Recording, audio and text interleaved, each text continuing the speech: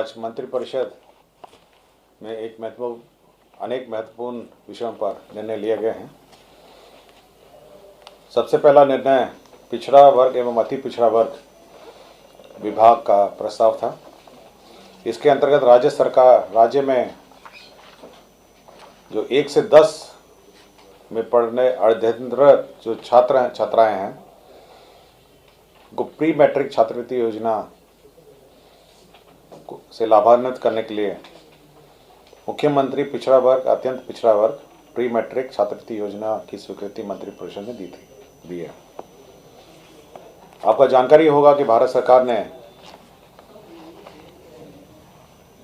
इस वर्ष इस योजना को परिवर्तित करके पीएम यशस्वी योजना करके लागू कर दी है, जिसके अंतर्गत 1 से 8 क्लास तक छात्रवृत्ति बंद कर दिया गया है और साथ ही साथ भारत सरकार द्वारा समय समय पर जो राशि निर्गत की जाती थी वह भी बहुत ही कम थी। यह सेंट्रली स्पॉन्सर्ड स्कीम थी पूर्व में 50-50 रेशो पे। तो राज्य सरकार ने यह निर्णय लिया कि राज्य में हम लोग सेंट्रली स्पॉन्सर्ड स्कीम नहीं इम्प्लीमेंट कर हम लोग एक अपनी राज्य की योजना बनाएंगे और राज्य सरकार अपनी योजना के माध्यम से पिछड़ा वर्ग एवं अत्यंत पिछड़ा वर्ग प्री मैट्रिक छात्रवृत्ति योजना संचालित करेगी।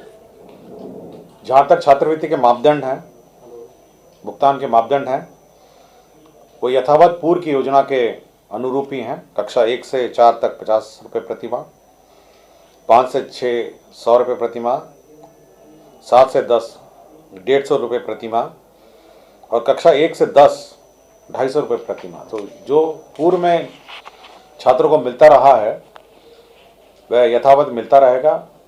परिवर्तन इतना ही है कि भारत सरकार की योजनाओं को अब राज्य सरकार कार्यान्वित नहीं कर अपनी योजना के माध्यम से इसको कार्यान्वित करेगी, क्योंकि भारत सरकार ने संशोधित कर अनेक घटकों में राशि को बंद कर दिया है।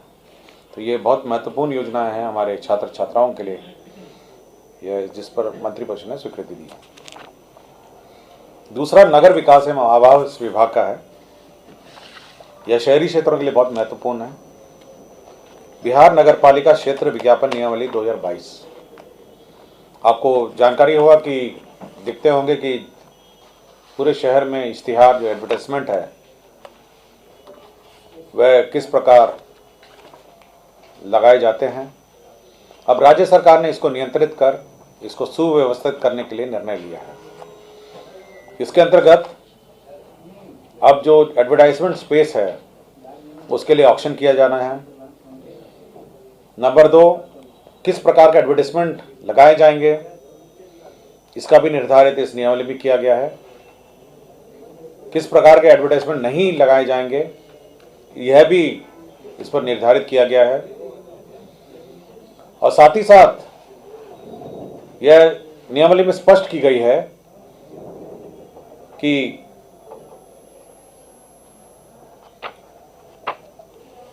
जो टाउन का जो लुक है वो बरकरार रहे, अच्छा रहे, यह सुनिश्चित करने के लिए यह इस नियमावली में व्यवस्था की गई है ताकि सुव्यवस्थित दिखे सभी एडवर्टाइजमेंट और स्थल भी वैसी इसी प्रकार निर्धारित किए गए हैं और साथ ही रेट और जो रेट है वो ऑक्शन के माध्यम से है और एप्लीकेशन की प्रक्रिया भी निर्धारित किया गया है। तो ये एडवर्टाइजमेंट के शहरों में एडवर्टाइजमेंट के लिए एक बहुत महत्वपूर्ण नियमावली है जिसे बिहार नगर पालिका क्षेत्र विज्ञापन नियमावली 2022 प्रकाशित है।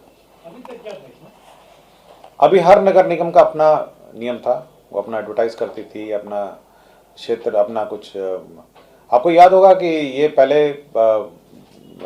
एक शुल्क लगाया जाता था एडवर्टाइजमेंट में और साथ ही साथ इसमें 18% जीएसटी भी लगता है। तो डबल टैक्सेशन के मामले को लेके कुछ भुगतान में भी काफ़ी विवाद हो गया था। तो अब हम लोग इसको लाइसेंस फ़ी के रूप में लेंगे कि लाइसेंस फ़ी के रूप में इसको लिया जाएगा और इसलिए यह व्यवस्था की गई है और इससे नगर पालिकाओं में और जो नगर निगम और नगर निकायों में करीब 300 करोड़ के आसपास अनुमानित आय की संभावना है। तो काफ़ी नगर निकाय में आय की संभावना बहुत ज़्यादा है आपके एडवर्टाइजमेंट सुव्यवस्थित होंगे और इधर उधर बेतरतीब आप कहीं लगा नहीं पाएंगे एडवर्टाइजमेंट आप। तो यह एक महत्वपूर्ण निर्णय है। तीसरा है जो थारू क्षेत्र, जहाँ पर आपको याद होगा कि अभी समाधान यात्रा जहाँ से शुरुआत होगी, वहाँ पे थरुवट विकास योजना संचालित है थारू क्षेत्र में।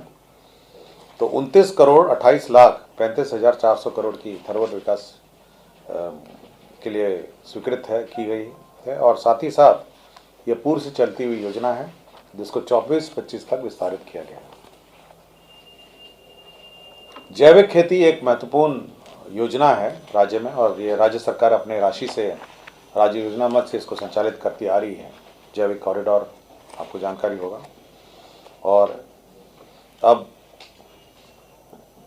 22-23 से 24-25 तक 3 वर्षों के लिए कुल 104 करोड़ 36 लाख 3,000 रुपये लागत से यह जैविक खेती की स्वीकृति दी गई है। इसके अंतर्गत हर वर्ष खेत के अनुसार अनुदान है हर खेत लगाने का, साथ ही साथ प्रमाणीकरण भी है, इसका ब्रांडिंग है, पैकेजिंग है और इसका एडवर्टाइजमेंट के लिए भी अनुदान है। साथ ही साथ जो कोल्ड स्टोरेज और कोल्ड चेन है उसके लिए भी अनुदान है। तो ये एक महत्वपूर्ण योजना है जैविक कॉरिडोर के अंतर्गत। तो ये 13 जिलों में कार्यरत है, कोई 13 जिलों में 104 करोड़ 36 लाख 3,500 रुपये। बिहार रूरल रोड प्रोजेक्ट है, ये न्यू डेवलपमेंट बैंक से लोन पर यह संचालित है। करीब 8,000 करोड़ पूर्व में लोन लिया गया था 4,000 किलोमीटर के लिए और इसमें करीब 1,300 जो किलोमीटर है वह अन्य योजना से बन गया, जिस कारण से इसको रिप्लेसमेंट की आवश्यकता पड़ी है। विभाग ने इसके 1,300 किलोमीटर के स्थान पर 1,467 किलोमीटर का प्रस्ताव लाया गया है और पूर्व में 26 जिलों को एक्सटेंड करते हुए इसको 38 जिले कर दिए गए हैं। तो ये केवल रिप्लेसमेंट है, जो योजनाएं अन्य योजना से बन गई। विभिन्न औद्योगिक क्षेत्र में विकास के लिए राज्य सरकार ने 50 साल का ऋण लिया है और इस ऋण के अंतर्गत विभिन्न औद्योगिक क्षेत्र के विकास के लिए राशि व्यय होगी, जिसमें औद्योगिक क्षेत्र का विकास हाजीपुर फेज़ 2, औद्योगिक क्षेत्र का विकास कुमारबाग फेज़ 2, औद्योगिक क्षेत्र का विकास हथुआ फेज़ 2, औद्योगिक क्षेत्र का विकास सिकंदरपुर फेज़ 2, औद्योगिक क्षेत्र का विकास मुजफ्फरपुर फेज़ 2, औद्योगिक क्षेत्र का विकास बरारी भागलपुर फेज़ 2, औद्योगिक क्षेत्र का विकास गोरौल फेज़ 2, औद्योगिक क्षेत्र ग्रोथ सेंटर का विकास बेगूसराय फेज़ 2, औद्योगिक क्षेत्र का विकास पाटलिपुत्रा फेज़ 2, औद्योगिक क्षेत्र का विकास लोहट फेज़ 2। तो कुल 416 करोड़ की योजना है जिसकी कैबिनेट ने स्वीकृति दी है। इसके अंतर्गत आपके इंडस्ट्रियल एरिया का इंफ्रास्ट्रक्चर है और साथ ही साथ प्लग एंड प्ले जो ये हैं प्लग एंड प्ले मॉडल के आधार पर इंडस्ट्रियल शेड्स हैं उसका भी निर्माण किया जाएगा।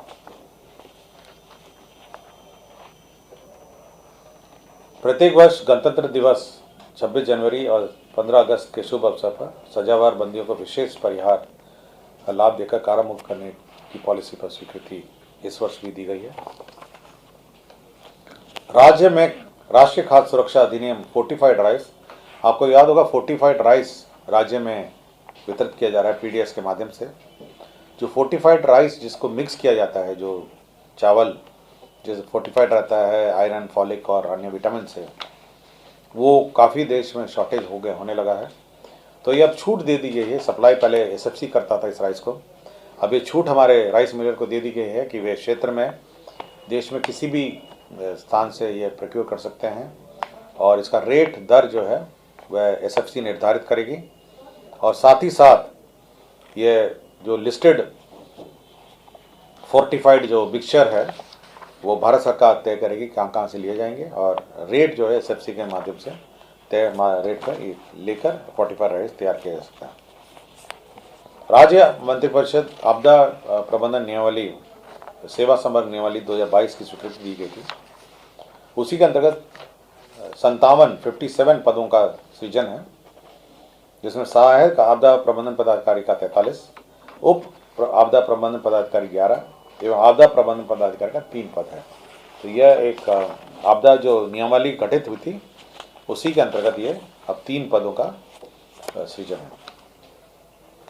मद्य निषेध उत्पाद विभाग ने पटना को बंटवारा करके नए जिलों का गठन किया है, और ताकि जो मद्य निषेध का जो अभियान चल रहा है उसमें और गति मिले।